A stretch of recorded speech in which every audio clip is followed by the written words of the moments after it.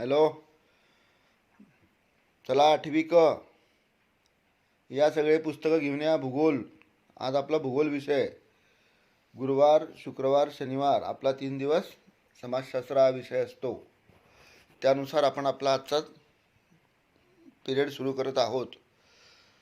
धडा नंबर 7वा, पान नंबर 46 काढा. पान नंबर 46. हे बघा, पान नंबर 46वर आपण आज सुरू करणार आहोत. भौगोलिक स्पष्टीकरणामध्ये स्थलांतर हा मुद्दा. स्थलांतर बघण्याच्या ऐवजी आपण मागच्या तासाला काय बघितलं? मागच्या तासाला बघितलं आपण कार्यानुसार लोकसंख्येची रचना कशी असते, निवासस्थान कसे असतात, त्यानंतर साक्षरता म्हणजे काय, साक्षरतेचं प्रमाण कसं असतं, या सगळ्या गोष्टी आपण मागच्या पिरियडला बघितलेल्या आहेत. आज आपण भौगोलिक स्पष्टीकरणामध्ये लोकसंख्या आपला हा विषय. धड्याचं नाव काय आहे? लोकसंख्या. तर लोकसंख्या या विषयांतर्गत आज आपण भौगोलिक स्पष्टीकरण बघणार आहोत. भौगोलिक स्पष्टीकरणामध्ये कोणकोणते मुद्दे येतात? भौगोलिक स्पष्टीकरणामध्ये स्थलांतर, जसं आपण साक्षरता, त्या लोकसंख्येमध्ये किती लोक साक्षर आहेत त्यानुसार त्या लोकसंख्येची गुणवत्ता धरली जाते, आहे की नाही? तसं आज आपण आता स्थलांतर म्हणजे काय बघणार आहोत. आणि स्थलांतरावर पण त्या भागातील लोकसंख्या अवलंबून असते. स्थलांतर म्हणजे काय बघा, मी वाचतोय आता. स्थलांतर म्हणजे व्यक्ती किंवा एका समूहाने एका ठिकाणाहून दुसऱ्या ठिकाणी वास्तवासाठी जाणे. हे स्थलांतर हे अल्पकाळ, दीर्घकाळ किंवा कायमस्वरूपी असते. स्थलांतर म्हणजे काय? एक व्यक्ती किंवा एक समूह,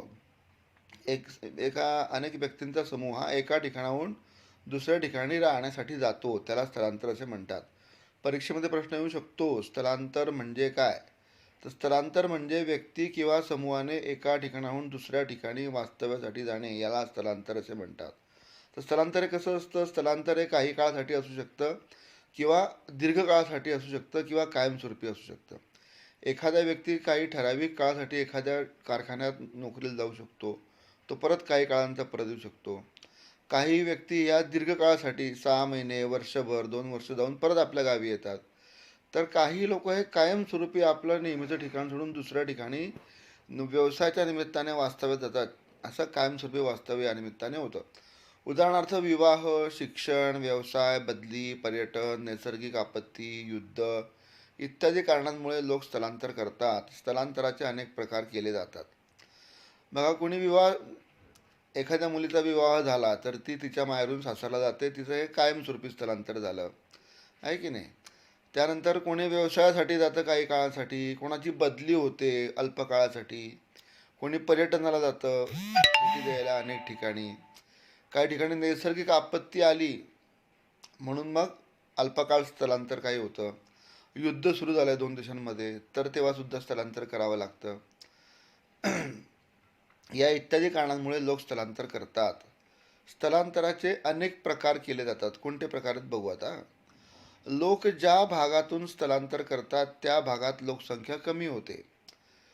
समजा वरणगावहून लोक जळगावला राहायला गेले तर वरणगावचं लोकसंख्या कमी होते, बरोबर आहे की नाही? कारण जळगावला उद्योगधंदे, व्यापार जास्त आहे, वरणगावला त्या मानाने कमी आहे. म्हणून व्यवसायासाठी, नोकरीसाठी काही लोक शिक्षणासाठी वरणगावहून जळगावला जातात. त्यावेळेस वरणगावची लोकसंख्या कमी होते. त्यामुळे त्या प्रदेशात मनुष्यबळाची कमतरता जाणवते. स्वाभाविकपणे वरणगावचे लोक जळगाव गेले तर वरणगावमध्ये कमतरता लोकांची जाणवेल. या उलट लोक ज्या भागात स्थलांतर करतात तेथे लोकसंख्या वाढून सार्वजनिक सेवा सुविधांवर ताण पडतो, बरोबर आहे? या उलट लोक ज्या भागात स्थलांतर करतात, आता मुंबई शहर मोठं आहे, तर मुंबई शहरामध्ये उत्तर प्रदेश, बिहार, तामिळनाडू, केरळ सगळ्याच भागातून लोक तिथे आपल्या पोट भरायला जातात, उदरनिर्वाहाला जातात.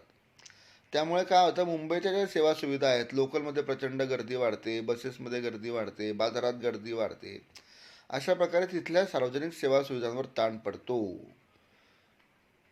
स्थलांतरामुळे लोकसंख्या रचनेतही बदल होतो. त्यामुळे मुंबईची लोकसंख्या जास्त आहे आणि जिथून प्रवासी येतात, जिथून लोक स्थलांतराला येतात, तिथली लोकसंख्या कमी होते. अशा प्रकारे स्थलांतराचा भौगोलिक स्पष्टीकरण आपण बघू शकतो. आता तक्त्याच्या आधारे बघायचं आपल्याला. तक्ता काय म्हणतो बघा. तक्त्याच्या आधारे प्रश्नांची उत्तरं द्यायची. देशांची नावं दिलेली आहे आणि स्थलांतरित होणाऱ्या लोकसंख्येची टक्केवारी दिलेली आहे. म्हणजे अफगाणिस्तानातून स्थलांतरित झालेले किती टक्के ते बघायचं आहे. हां, अफगाणिस्तान 0.14% स्थलांतर झालेलं आहे. ब्राझील 0.34%, कुवैत 62.11, बांगलादेश 0.73, जर्मनी 12.31, हाँगकाँग 42.59, Israel 37.87, Bharat 0.52, Oman 24.26, Saudi Arabia 25.25, great Britain 8.98 आणि अमेरिकेची संयुक्त संस्थाने 12.81. कोणत्या देशातील लोकसंख्येमध्ये स्थलांतरितांचे प्रमाण 10% कमी आहे? कोणकोणत्या देशातील लोकसंख्येमध्ये, म्हणजे या देशातून लोकसंख्या स्थलांतरित झालेली आहे आणि जिथून लोकसंख्या स्थलांतरित झाली आहे तेथील 10%पेक्षा कोणते प्रमाण कमी आहे? तर 10%पेक्षा कोणीही इथे कमी नाही, सगळे 10%पेक्षा जास्त आहेत, नाही की नाही. 10%पेक्षा म्हणजे 10%पेक्षा कमी म्हणजे कोण कोण आहे बघा इथे. 10%पेक्षा कमी अफगाणिस्तान आहे, ब्राझील आहे, बांगलादेश आहे, भारत आहे आणि ग्रेट ब्रिटन या देशातून कमी लोकांनी स्थलांतर केले, 10%पेक्षा कमी झालेलं आहे. ओके, 46. आता पान नंबर 47. त्यानंतर स्थलांतरित लोकसंख्या 10% ते 20% असणारे देश कोणते ते बघून तुम्हाला लिहायचं आहे. त्यानंतर स्थलांतरित लोकसंख्या 20%पेक्षा जास्त असलेले देश कोणते ते पण तिथेच मला सहज लक्षात येईल. ज्या देशांमध्ये स्थलांतरित लोकसंख्या 20%पेक्षा जास्त असण्यामागची कारणे शोधण्याचा प्रयत्न करा. ते आपण शाळा सुरू झाली की आपण त्या कारणांची सविस्तर चर्चा करू. कोणत्याही 2 देशांसाठी विभाजित वर्तुळ काढा. स्थलांतर व प्रदेशाचा विकास याबाबत थोडक्यात भाष्य करा. ठीक आहे. आता भौगोलिक स्पष्टीकरण या विषयामध्ये पुढचा मुद्दा आहे बघा. लोकसंख्या वितरणावर परिणाम करणाऱ्या घटकांमध्ये स्थलांतर हा एक महत्त्वाचा घटक आहे. स्थलांतरामुळे प्रदेशातील लोकसंख्येचे पुनर्वितरण होते. लोकसंख्या रचनेत बदल होतो. बघा, लोकसंख्या वितरणावर परिणाम करणाऱ्या घटकांमध्ये स्थलांतर हा एक महत्त्वाचा घटक आहे. लोकसंख्या वितरण होते. लोकसंख्या म्हणजे विभाजन होतं लोकसंख्येचं, तेव्हा या वितरणावर परिणाम करणाऱ्या घटकांमध्ये स्थलांतर हा एक अतिशय महत्त्वाचा घटक आपण आत्ताच बघितलेला आहे. स्थलांतरामुळे काय होतं? स्थलांतरामुळे प्रदेशातील लोकसंख्येचे पुनर्वितरण होते. लोकसंख्येच्या रचनेत बदल होतो. स्वाभाविकपणे एका ठिकाणाहून दुसऱ्या ठिकाणी लोकसमूह स्थलांतर झाला की तेथील लोकसंख्येच्या रचनेत बदल होतो. ज्या ठिकाणून लोक स्थलांतर झाले तेथील लोकसंख्या कमी होते आणि ज्या ठिकाणी स्थलांतर केलं त्या ठिकाणी लोकसंख्या वाढते. अशा प्रकारे लोकसंख्येच्या रचनेत बदल होतो. आता वरील तक्त्यामध्ये काही देशांमधील स्थलांतरित लोकसंख्येची टक्केवारी दिली आहे. स्थलांतरित लोकसंख्येची टक्केवारी जास्त असलेल्या देशांमध्ये प्रामुख्याने नोकरी व व्यवसायाच्या संधी, नैसर्गिक साधन संपत्तीची उपलब्धता, आर्थिक विकास इत्यादी घटक कारणीभूत ठरतात. बघा, वरील तक्त्यात काही देशांमधील स्थलांतरित लोकसंख्येची टक्केवारी दिली आहे. तो आपण आता तक्ता बघितला, त्याच्यामध्ये लोकसंख्येची स्थलांतरित टक्केवारी दिलेली आहे. आता स्थलांतरित लोकसंख्येची टक्केवारी जास्त असलेल्या देशांमध्ये प्रामुख्याने का बरं स्थलांतर झाले त्या देशांमध्ये त्याचे कारण दिलेले तिथे. का स्थलांतर केलं लोकांनी? तर टक्केवारी जास्त असलेल्या देशांमध्ये प्रामुख्याने नोकरी व व्यवसायाच्या संधी, म्हणजे त्या ठिकाणी ज्या देशात लोक गेले स्थलांतर करून त्या देशांमध्ये काय असतं तर तिथे व्यवसायाच्या संधी भरपूर असतात, नोकरीची शक्यता जास्त असते. त्यानंतर त्या देशांमध्ये नैसर्गिक साधन संपत्तीची उपलब्धता भरपूर असते. त्या देशाचा आर्थिक विकास हा अधिकाधिक झालेला असतो. इत्यादी घटक कारणीभूत असतात. लोकसंख्येची टक्केवारी जास्त, म्हणून लोकसंख्येची टक्केवारी त्या देशांमध्ये जास्त असते वरील घटकांमुळे. तुम्हाला वरती प्रश्न विचारला होता, कारणे कोणती कोणती आहेत लोकसंख्येच्या स्थलांतरितांची, तेव्हा हे कारण आपल्याला लिहिता आली पाहिजे. या उलट राजकीय व सामाजिक परिस्थिती, आर्थिक मागासलेपण इत्यादी कारणांमुळे स्थलांतरितांचे प्रमाण कमी असते. आता याच्या विरुद्ध काय होऊ शकतं तर ज्या देशांमध्ये राजकीय व सामाजिक परिस्थिती भयानक असते, ज्या देशांमध्ये आर्थिक मागासलेपण असते म्हणजे आर्थिक सुबत्ता कमी असते, त्यांचा GDP कमी असतो, इत्यादी कारणांमुळे स्थलांतरितांचे प्रमाण कमी असते. म्हणजे हे लोक एका ठिकाणून दुसऱ्या ठिकाणी जाऊ शकत नाही. भारतासारख्या देशात स्थलांतरितांची टक्केवारी कमी असली तरी भारतातील एकूण लोकसंख्येच्या तुलनेने ही संख्या जास्त प्रमाणात असल्याचे दिसून येते.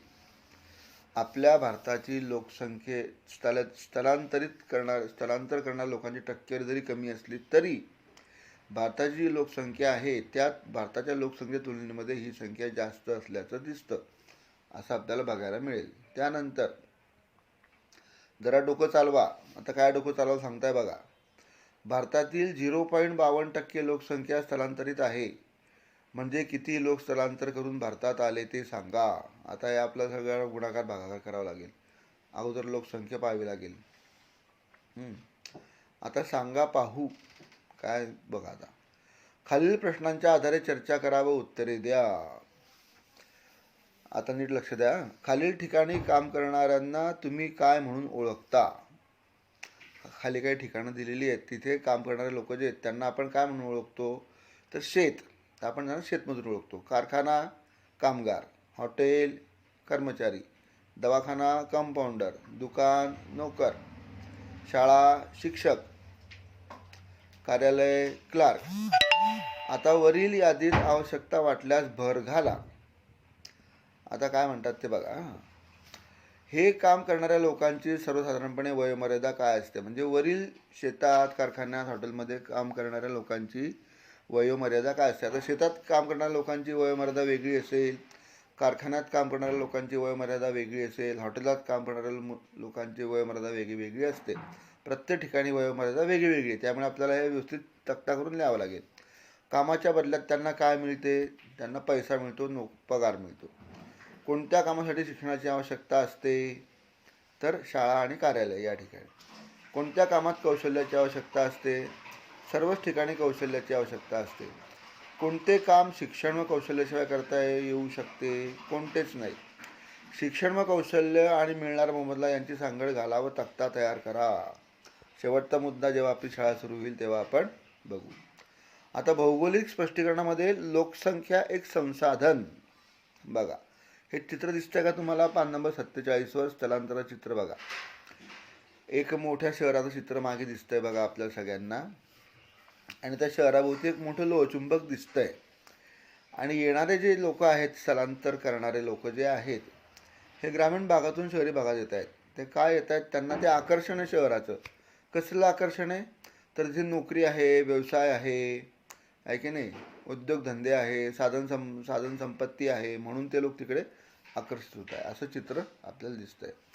आता भौगोलिक स्पष्टीकरणच्या अंतर्गत लोकसंख्या एक संसाधन. कोणत्याही देशाच्या आर्थिक सामाजिक सांस्कृतिक पान नंबर 28 काढा. आता विकासात लोकसंख्या हे संसाधन महत्त्वाचे असते. लोकांच्या संख्येपेक्षा त्यांची गुणवत्ता महत्त्वाची असते. साक्षरतेचे प्रमाण, लिंग गुणोत्तर, वयोगट याबरोबरच आरोग्य, शैक्षणिक पातळी इत्यादी गोष्टींचा विचार लोकसंख्येस संसाधन मानताना केला जातो. लोकसंख्येच्या गुणवत्तेनुसार कुशल व अकुशल मनुष्यबळाचा पुरवठा होतो. हा अतिशय महत्त्वाचा मुद्दा इथे दिलेला आहे यांनी. जेव्हा आपण शहरामध्ये स्थलांतर करतो, कोणत्याही देशाच्या आर्थिक सामाजिक सांस्कृतिक विकासात, भारत देश आहे, भारत देशाच्या आर्थिक सामाजिक सांस्कृतिक विकासात लोकसंख्या हे संसाधन महत्त्वाचं असतं. कोणत्याही देशाच्या विकासामध्ये लोकसंख्या हा महत्त्वाचा घटक असतो. कारण का. तर लोकांच्या संख्येपेक्षा, जेवढे लोक आहेत त्यांच्या संख्येपेक्षा त्यांची गुणवत्ता महत्त्वाची असते. म्हणजे भारत देशात जर 1.25 कोटी लोक राहत असतील तर त्या 1.25 कोटींमध्ये किती लोकांमध्ये गुणवत्ता आहे, किती लोक गुणवत्ताधारक आहे हे जास्त महत्त्वाचं आहे. त्यानंतर किती लोक शिक्षित आहेत, साक्षर किती लोक आहेत हे सुद्धा महत्त्वाचं आहे. त्या लोकांमध्ये साक्षरतेचं प्रमाण किती आहे हे सुद्धा महत्त्वाचं आहे. लिंग गुणोत्तर, स्त्री पुरुष यांचं गुणोत्तर बरोबर आहे की नाही. जेवढ्या प्रमाणात स्त्रिया तेवढ्या प्रमाणात पुरुष, किंवा स्त्रिया अधिक पुरुष कमी, पुरुष अधिक स्त्रिया कमी असं नको. तर लिंग गुणोत्तर हे अतिशय बरोबर पाहिजे. त्यानंतर वयोगट याबरोबरच आरोग्य, शैक्षणिक पातळीचा पण विचार केला पाहिजे. म्हणजे त्या असलेल्या लोकसंख्येचं आरोग्य कसं आहे. का ती तेथील एखाद्या देशाची लोकसंख्या जास्त आहे पण त्यांचं आरोग्य काही नाही आहे तर त्याला काही महत्त्व नाही. त्याबरोबर त्यांचं आरोग्यसुद्धा चांगलं पाहिजे. त्यानंतर त्यांची शैक्षणिक पातळी, सर्व लोकांची या लोकसंख्येचं साक्षरतेचं प्रमाण अधिक पाहिजे. अधिकाधिक लोक ती शैक्षणिक पातळी जास्त पाहिजे इत्यादी गोष्टींचा विचार लोकसंख्येस संसाधन मानताना केला जातो. सामाजिक आर्थिक सांस्कृतिक क्षेत्रामध्ये लोकसंख्या संसाधनामध्ये कोणत्या कोणत्या मुद्द्यांचा समावेश केला जातो, तर हे सगळं आपल्याला लिहिता आलं पाहिजे. लोकसंख्येच्या गुणवत्तेनुसार कुशल व अकुशल मनुष्यबळाचा पुरवठा होतो. लोकसंख्येचं गुणवत्ता जी आहे त्या गुणवत्तेनुसार कुशल व अकुशल मनुष्यबळाचा पुरवठा होतो. बरोबर आहे. आता पान नंबर 42 वर अगोदर दिलेल्या सांगा पाहू मधील उदाहरणात तुम्ही पाहिले की अ आणि ब शहराची लोकसंख्या वाढली. आता याचा अर्थ तिथे लोकसंख्येमध्ये वृद्धी झाली, पण तुम्ही तिथल्या विकासाबद्दल काही सांगू शकता का? पान नंबर 42 वर दिलेल्या सांगा पाहू मधील उदाहरणात पान नंबर 42 वर आपण एक तक्ता पाहिलेला आहे. त्याच्यामध्ये आपण अ आणि ब शहरांची लोकसंख्या बघितलेली आहे. तिथे लोकसंख्येमध्ये वृद्धी झाली आहे, पण तिथे लोकसंख्या वाढली, पण तिथला विकास वाढला आहे का, याबद्दल काय आपण सांगू शकतो का? तर नाही. म्हणजे तिथे वाढलेल्या लोकसंख्येला राहायला घरं नसतील, प्यायला पुरेसे पाणी नसेल, तर फक्त वृद्धीचा काय उपयोग? म्हणजे लोकसंख्या वाढली, पण त्यांना जर तिथे साधन संपत्तीच नसेल, राहायला घरं नसतील, प्यायला पाणी नसेल, तर त्या लोकसंख्या वाढीचा काही एक फायदा नसतो. विकास मोजण्याचा आधार काय आहे? विकास कोणत्या आधारावर मोजला जातो? त्या शहरात किती लोकांना पिण्याचे पाणी उपलब्ध झाले, किंवा किती मुले शाळेत जाऊ लागली आहेत, किंवा कुठल्या शहरातील लोक अधिक आनंदी आहेत. वृद्धी म्हणजे विकास नव्हे, मग विकास मोजावा तरी कसा? बघा, समजा एखाद्या शहरातली लोकसंख्या स्थलांतरामुळे वाढली, तर त्या वाढलेल्या लोकसंख्येला किंवा त्या स्थलांतरित लोकांना तिथे प्यायला पुरेसं पाणी आहे की नाही हे बघितलं पाहिजे. तिथल्या मुलांना शाळेची सुविधा उपलब्ध आहे की नाही, तिथली मुलं शाळेत जात आहेत की नाही हे सुद्धा बघितलं पाहिजे. कुठल्या शहरातील लोक अधिक आनंदी आहेत, जिथे वृद्धी झाली ते आनंदी आहेत का, जिथली संख्या कमी झाली ते लोक आनंदी आहेत हे बघितलं पाहिजे. वृद्धी झाली म्हणजे विकास झाला नाही. नुसती लोकसंख्या वाढली म्हणून त्या शहराचा विकास झाला असं नाही. तर मग विकास कसा मोजायचा हे आता आपण बघू. बघा, बरीच दशके एखाद्या देशाचा विकास फक्त त्या देशाच्या स्थूल राष्ट्रीय उत्पन्नावरून मोजला जायचा. म्हणजे जेवढी मोठी अर्थव्यवस्था तेवढा तो देश विकसित समजला जायचा. पण याचा अर्थ असा होत नाही की त्या देशातील लोकसंख्या तिथल्या जीवनाच्या गुणवत्तेमुळे समाधानी आहे. खरं म्हणजे विकासाचा संबंध लोकसंख्येचे जीवनमान, जीवनाची गुणवत्ता, तिथे मिळणाऱ्या संधी आणि स्वातंत्र्य यावर अवलंबून असते. बघा, आता विकास कसा मोजायचा हे इथे दिलेलं आहे. विकास म्हणजे नेमकं काय ते पण या पॅरेग्राफमध्ये सांगितलेलं आहे. बरीच दशके एखाद्या देशाचा विकास फक्त त्या देशाच्या स्थूल राष्ट्रीय उत्पन्नावर मोजला जायचा. एखाद्या देशाचा विकास कसा मोजला जायचा, तर त्या देशाचं राष्ट्रीय उत्पन्न किती, कायमस्वरूपी जे देशाला राष्ट्रीय उत्पन्न मिळतं त्या राष्ट्रीय उत्पन्नावरून त्या देशाचा विकास मोजला जायचा. पण जेवढी मोठी अर्थव्यवस्था तेवढा तो देश विकसित समजला जायचा. एखाद्या देशाची अर्थव्यवस्था मोठी असेल तर तो देश विकसित समजला जायचा. एखाद्या देशाची अर्थव्यवस्था कमी असेल तर तो देश अविकसित समजला जायचा. पण याचा अर्थ असा होत नाही की त्या देशातील लोकसंख्या तिथल्या जीवनाच्या गुणवत्तेमुळे समाधानी आहे. याचा अर्थ असा होतो का की त्या देशातील लोकसंख्या तिथल्या जीवनाच्या गुणवत्तेमुळे समाधानी आहे? खरं म्हणजे विकासाचा संबंध लोकसंख्येचे जीवनमान, जीवनाची गुणवत्ता, तिथे मिळणाऱ्या संधी आणि स्वातंत्र्यावर अवलंबून असतं. बरोबर आहे. लोकसंख्येची गुणवत्ता कशावर अवलंबून असते, तर लोकसंख्येची गुणवत्ता जी आहे किंवा खरं म्हणजे विकासाचा संबंध जो आहे तो विकासाचा संबंध त्या लोकसंख्येमध्ये राहणाऱ्या लोकांचं जीवनमान कसं आहे, ते कोणत्या पद्धतीने जीवन जगतात, त्यांच्या जीवनाची क्वालिटी काय आहे, त्यांच्या जीवनाची गुणवत्ता कशी आहे, तिथे मिळणाऱ्या संधी सगळ्यांना समान संधी आहेत का, त्यानंतर सगळ्यांना स्वातंत्र्य आहेत का, स्त्री पुरुष समानता आहे का, यावर तिथल्या विकासाचा संबंध अवलंबून असतो. 1980 आणि 1990च्या दशकात मेहबूब अल हक आणि अमर्त्य सेन यांनी मानव विकास निर्देशांक ही संकल्पना मांडली. या संकल्पनेवर आधारित मानव विकास निर्देशांक दरवर्षी संयुक्त राष्ट्र विकास कार्यक्रम मार्फत प्रकाशित केला जातो. ही एक नवीन माहिती आहे. 1980 आणि 1990च्या दशकात, 80 ते 90 या दशकामध्ये काय झालं, महबूब अल हक आणि अमर्त्य सेन हे दोन महान तत्ववेत्ते जगामध्ये होऊन गेले. अमर्त्य सेन भारतीय होते. यांनी मानव विकास निर्देशांक ही संकल्पना मांडली. मानवाचा विकास तर निर्देशांक काय ही संकल्पना त्यांनी मांडली आणि या संकल्पनेवर आधारित मानव विकास निर्देशांक दरवर्षी संयुक्त राष्ट्र विकास कार्यक्रम मार्फत प्रकाशित केला जातो. आता आपल्याला करून पाहायला सांगितलं. यांनी काय करून पाहायला सांगितलंय बघा. तक्त्यात दिलेल्या देशाचा मानव विकास निर्देशांकावर एक टीप लिहा. इथे तक्ता दिलेला आहे बघा. मानव विकास निर्देशांकाचा. मानव विकास निर्देशांक क्रमवार दिलेली आहे. देशाचं नाव दिलंय आणि त्या देशाचा मानव विकास निर्देशांक दिलेला आहे आणि विकासाचा स्तर कोणता आहे ते पण इथे दिलेलं आहे. तक्त्यात दिलेल्या देशांच्या मानव विकास निर्देशांकावर एक टीप लिहा. याच्यावर आपल्याला एक टीप लिहायची आहे. आता काय तक्ता आहे बघा. मानव विकास निर्देशांक क्रमवारी. क्रमवारीमध्ये 1 नंबरचा देश आहे नॉर्वे. तिथल्या लोकांचा मानव विकास निर्देशांक काय आहे 0.949. विकासाचा स्तर कोणता अतिउच्च. म्हणजे नॉर्वेमधल्या लोकांच्या विकासाचा स्तर आपण जे आत्ता सगळे मुद्दे पाहिले त्याच्यानुसार उच्च स्तर आहे. त्यानंतर नंबर 2वर आहे ऑस्ट्रेलिया. निर्देशांक आहे त्यांचा 0.939 आणि विकासाचा स्तर अतिउच्च आहे. अशा प्रकारे त्यांनी अनेक देशांचं इथे मानव विकास निर्देशांक दिलेला आहे आणि त्यांचा विकासाचा दर पण दिलेला आहे. याच्यावर आपल्याला टीप लिहायची आहे. आता बघा पुढे मानव विकास निर्देशांकाचा बघू आपण पुढे. मानव विकास निर्देशांक आंतरराष्ट्रीय आर्थिक विकासाशी संबंधित मानवी स्थितीचा अभ्यास हा मानवी विकास निर्देशांक मानला जातो. बघा इथे आता मानव विकास निर्देशांक कसा काढला जातो किंवा मानव विकास निर्देशांक म्हणजे काय ते इथे दिलेलं आहे.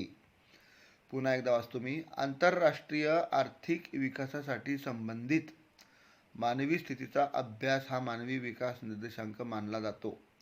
केवळ आर्थिक सुबत्ता म्हणजे विकास नव्हे हा विचार आता सर्वमान्य झालेला आहे. हा विचार केवळ व्यक्तिसापेक्ष नव्हे तर तो प्रदेश किंवा राष्ट्रसापेक्षही आहे. प्रादेशिक विकास मापदंडात मानवी विकास निर्देशांक या निकषाचा समावेश केला गेला. हा निर्देशांक ठरविताना प्रामुख्याने 3 निकष विचारात घेतले जातात. आर्थिक निकष म्हणजे सरासरी राहणीमान, त्यानंतर आरोग्य, अपेक्षित आयुर्मान आणि शैक्षणिक कालावधी. आता मानव विकास निर्देशांक कसा काढतात बघा. आंतरराष्ट्रीय आर्थिक विकासाशी संबंधित आंतरराष्ट्रीय आर्थिक विकास जर करायचा असेल तर त्याशी संबंधित मानवी स्थितीचा अभ्यास केला पाहिजे. मानवी स्थितीचा अभ्यास केला पाहिजे. आता मानवी स्थितीचा अभ्यास करताना मानवी स्थितीचा अभ्यास हा मानवी विकास निर्देशांक मानला जातो. मानवी स्थितीचा संबंधित विकासाशी संबंधित मानवी स्थितीचा अभ्यास महत्त्वाचा मानला जातो. केवळ आर्थिक सुबत्ता म्हणजे विकास नव्हे हा विचार झाला आहे. एखाद्या देशाची आर्थिक सुबत्ता चांगली म्हणजे त्या देशाचा विकास झालेला आहे. हा विचार केवळ आर्थिक सुबत्ता म्हणजे विकास नव्हे. ज्या देशाची आर्थिक सुबत्ता जास्त आहे म्हणजे त्याचा विकास झाला आहे असं नाहीये. असा विचार आता सगळ्या लोकांना मान्य झालेला आहे. प्रादेशिक विकास मापदंडात हा विचार केवळ व्यक्तिसापेक्ष नव्हे तर तो प्रदेश किंवा राष्ट्रसापेक्षही आहे. म्हणजे हा जो वरचा विचार आपण आत्ता बघितला केवळ आर्थिक सुबत्ता म्हणजे विकास नव्हे तर हा विचार फक्त आता व्यक्तिसापेक्ष नाही तर तो प्रदेश किंवा राष्ट्रसापेक्षही झालेला आहे. आता प्रादेशिक विकास मापदंडात मानवी विकास निर्देशांक या निकषाचा समावेश केला जातो. प्रादेशिक विकास मापदंड एखाद्या प्रदेशाचा विकास मोजताना त्याचा मानवी विकास निर्देशांक काय आहे याचा पण समावेश केला गेलेला आहे. हा निर्देशांक ठरवताना खालील 3 निकष विचारात घेतले जातात. पहिला निकष आहे आर्थिक निकष म्हणजे त्या प्रदेशातील लोकांचं सरासरी राहणीमान कसं आहे. त्यानंतर आरोग्य त्या प्रदेशातील लोकांचं अपेक्षित आयुर्मान किती आहे. त्यानंतर शैक्षणिक कालावधी त्या सगळ्या लोकांना शिक्षण मिळतं का किंवा त्या प्रदेशातील लोक साक्षर आहेत का. मानवी विकास निर्देशांकाचे मूल्य 0 ते 1 या दरम्यान असते. हे त्याचं गणित आहे. अतिविकसित प्रदेशाचा निर्देशांक 1 च्या जवळ असतो तर प्रदेशातील प्रगतीचे मान जसे जसे कमी असेल तसतसा हा निर्देशांक कमी कमी होत जातो. एखाद्या प्रदेशात विकास अगदीच कमी असला तर निर्देशांक शून्याच्या जवळ जातो. पान नंबर 49. महाराष्ट्रातील लोकसंख्येची घनता. ठीक आहे, आपण आता वाक्याचं जे आहे हा महाराष्ट्रात हा जो नकाशाचा अभ्यास आहे, हा नकाशाचा अभ्यास आपण शाळा सुरू झाल्यावर बघू. आता आपली शाळा साधारणतः या किंवा पुढच्या हप्त्यामध्ये सुरू होईल अशी शक्यता आहे. त्याच्यामुळे आता हे ऑनलाईन घेण्यापेक्षा प्रत्यक्ष तुम्हाला नकाशा महाराष्ट्राचा आणून दाखवू वर्गामध्ये, आणि त्यानुसार मग आपण महाराष्ट्रातील लोकसंख्येची घनता हा विषय बघू. ठीक आहे, आता उद्या येताना हे जे आपण शिकवलेलं आहे लोकसंख्येची घनतेतले आजचे मुद्दे सगळ्यांनी उद्या त्यांना वाचून या. ठीक आहे, उद्या सगळ्यांनी बरोबर या, जास्त खेळू नका बाहेर. चला, ओके.